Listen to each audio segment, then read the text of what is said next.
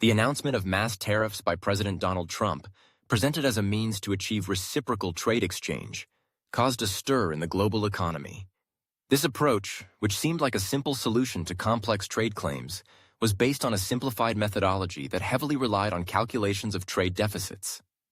However, this method did not take into account actual tariff rates and complex international trade relations. Trump's strategy was aimed at countries with significant trade surpluses with the United States, using tariffs as a hammer to address various issues.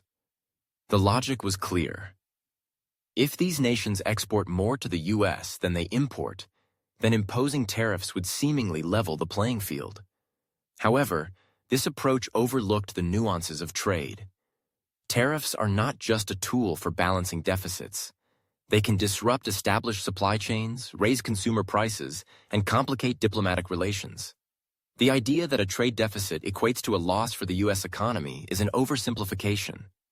Trade deficits can reflect strong consumer demand and a dynamic economy that attracts foreign goods.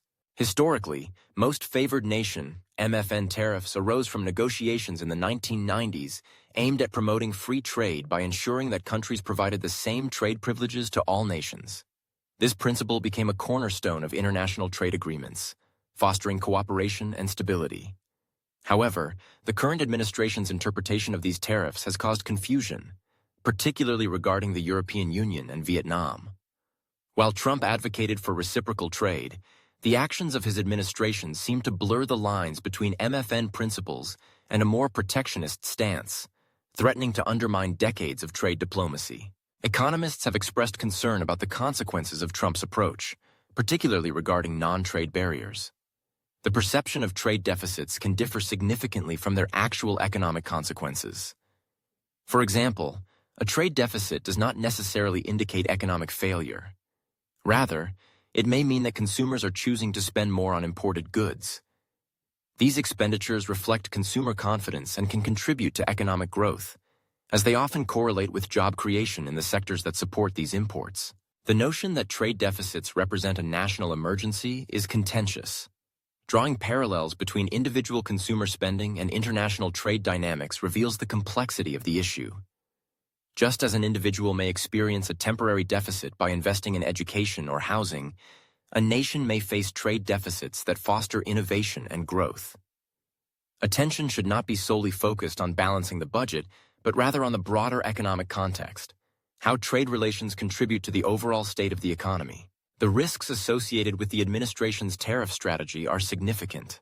Retaliatory measures from other countries could escalate into a trade war, as nations respond to U.S. tariffs by imposing their own.